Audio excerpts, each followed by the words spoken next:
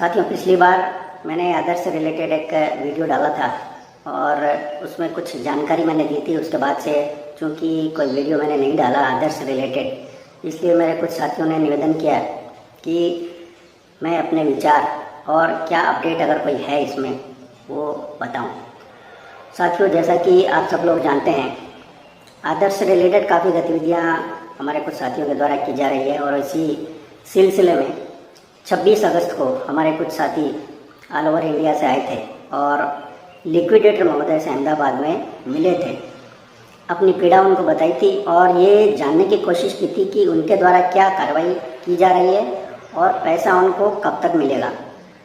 चूँकि लिक्विडेटर महोदय के पास कोई विशेष जानकारी या कोई नई जानकारी नहीं थी, उन्होंने वही सब बातें दोहराई जो अक्सर वो हेल्पलाइन पे या अलग से कभी कोई वक्तव्य देकर के दोहराते हैं कि प्रॉपर्टी अंडर लिटिगेशन है, ईडी ने अटैच कर ली है, जब तक वो रिलीज नहीं होगी तब तक हमको पैसा नहीं मिलेगा। और इस प्रोसेस में सारी कार्रवाई में कितना टाइम लगेगा और क्या आगे होगा ये बताने में भी वो असमर्थ थे।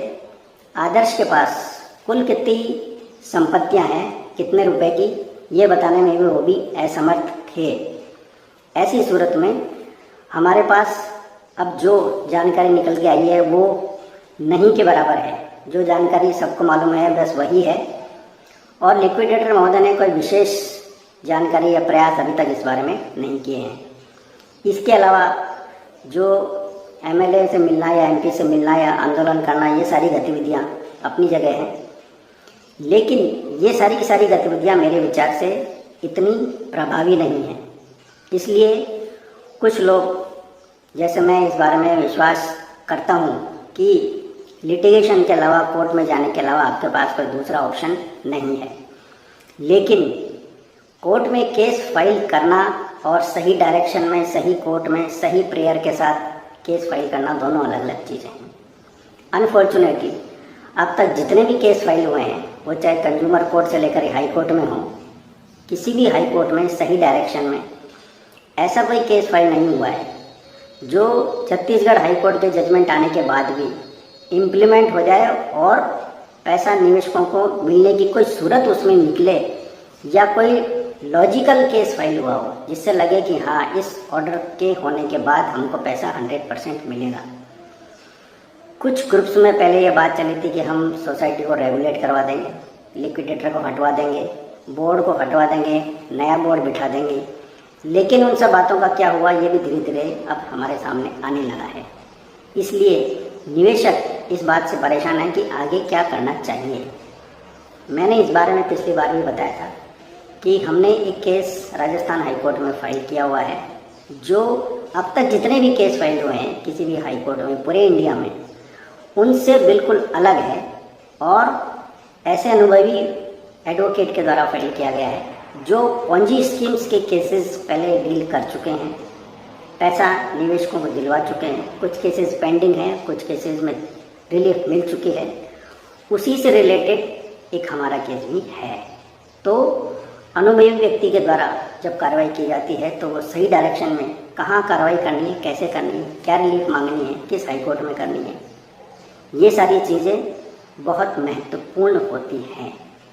इसलिए साथियों, मेरा ये विचार है कि आदर्श क्रेडिट कोऑपरेटिव सोसाइटी की डिटेल्स अभी तक किसी के पास नहीं है। हमारा पैसा आदर्श के अलावा उन कंपनीज में ट्रांसफ़र हो चुका है जो कंपनी इनसे रिलेटेड थी, बोगस थी और जिनकी प्रॉपर्टी ईडी ने अटैच कर ली है। इसलिए हर किसी निवेशक को ये समझना बहुत ज़रूरी है। अब तक सबसे बड़ी जो गलती हम लोग करते आ रहे हैं वो ये है कि हम सिर्फ आदर्श के पीछे पड़े हुए हैं कि आदर्श हमको पैसा दे क्योंकि हमने पैसा आदर्श को दिया है। लेकिन ये समझना बहुत ज़रूरी है कि हमारा आदर्श का पैसा किसी दूसरी कंपनी में ट्रांसफ़र हो चुका है और उन कंपनी से पैसा मांगने की डिमांड या अटैक आज तक किसी भी व्यक्ति ने, किसी एडवोकेट ने, किसी हाई कोर्ट में नहीं किया है। हमारी ये कार्रवाई बिल्कुल अलग है। जो जितने केसेस अब तक फाइल हुए हैं उनसे बिल्कुल अलग है। स्पेशल ऑफिसर अपॉइंट करने की और पूरे मैटर की इन्वेस्टिगेशन कंप्लीट डिटेल में करने की मांग हमने की है और बहुत सारी पार्टियां जो अब तक किसी भी हाई कोर्ट के किसी केस में नहीं बनाई गई है, इससे संबंधित हैं, उनको पार्टी बना करके ये केस फाइल किया गया है। इसलिए जो व्यक्ति इससे जुड़ना चाहते हैं वो जुड़ सकते हैं। और इसमें कार्रवाई करने के 2 स्तर हैं।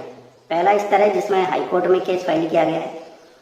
ये कार्रवाई पूरी होने के बाद जो कंपनीज हैं जिनमें पैसा ट्रांसफ़र हुआ है उन कंपनीज के खिलाफ NCLT में कार्रवाई की जाएगी। इसलिए इन सारी कार्रवाइयों में समय लगना स्वाभाविक है और ऐसा कोई गलत आश्वासन हमारी तरफ से नहीं है कि पैसा 2 साल में या 3 साल में मिल जाएगा या 1 साल में मिल जाएगा।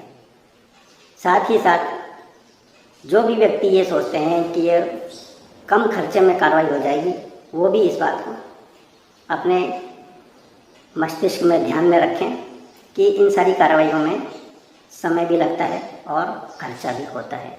इन सारी बातों को ध्यान में रखते हुए अगर कोई व्यक्ति हमसे जुड़ना चाहता है, मिलना चाहता है, संपर्क करना चाहता है तो हम उसकी पूरी सहायता करेंगे और पूरी जानकारी उसको देंगे। उसके बाद अगर उनको लगता है कि यह कार्रवाई करनी चाहिए तो हमसे जुड़ सकता है। राजस्थान में ये कार्रवाई हमने की है और इंडिया के किसी भी व्यक्ति के द्वारा अगर कोई कार्रवाई करने की मांग की जाएगी तो हम अकॉर्डिंगली उसमें उचित परामर्श देंगे। इसलिए मेरा यही कहना है कि आप जो भी कार्रवाई करें वो इस बात को ध्यान में रखते हुए करें, जो भी लीगल कार्रवाई है, कि उससे आपको रिलीफ मिलेगी या नहीं मिलेगी। छत्तीसगढ़ हाई कोर्ट का जजमेंट आने के बाद भी, जैसा मैंने पिछली बार भी कहा और बार बार कहता हूँ, कि वो इम्प्लीमेंट होने योग्य नहीं है, क्योंकि हाई कोर्ट ने यही कहा है कि लिक्विडेटर महोदय एज पर रूल्स और गाइडलाइंस कार्रवाई करे। और एज पर रूल्स और गाइडलाइंस का मतलब ये है कि जैसी लीगल पोजीशन है उसके अकॉर्डिंगली ही कार्रवाई होगी। किसी हाई कोर्ट ने आज तक ये नहीं कहा कि इनको पेमेंट शुरू कर दिया जाए, और ऐसा आदेश कोई हाई कोर्ट नहीं करेगा कि पैसा देना आदर्श क्रेडिट कोऑपरेटिव सोसाइटी दे दे, और ना ही कोई सोसाइटी को रेगुलेट करने का ऑर्डर पास हो सकता है। ये सारी चीज़ें ध्यान में रखते हुए साथियों, मेरी बार बार यही सलाह है और इस बार भी यही सलाह दूंगा कि आप उचित मार्गदर्शन लेने के बाद अगर आपको लगता है कि सही व्यक्ति के साथ जुड़ना चाहिए तो सही व्यक्ति के साथ जुड़ें और उसके अकॉर्डिंगली काम करें। किसी के झूठे आश्वासन में आकर के कोई भी कदम ना उठाएं, और आंदोलन या दूसरी चीज़ें उनसे कोई रिजल्ट निकलने वाला नहीं है, क्योंकि सरकार इसमें ध्यान नहीं दे रही है और निवेशक यूनाइट नहीं है। आप स्वयं सोचिए कि लाखों किसानों की मांग अगर ये सरकार अनसुनी कर रही है तो सिर्फ 20 लाख लोगों में से 200 लोगों की बात वो कैसे सुनेगी और कैसे मानेगी, ये आप खुद सोचिए। इसलिए अगर कहीं पर आपको लगता है कि हमारी किसी परामर्श की आवश्यकता है, आप संपर्क कर सकते हैं। और आगे कोई अपडेट अगर होगा इस बारे में, हमारे केस में नोटिस जारी हो चुके हैं अलग अलग पार्टियों को, और आगे जैसे भी कार्रवाई होगी उससे हम आपको अवगत करवाएंगे। आज के लिए इतना ही। जय हिंद, धन्यवाद।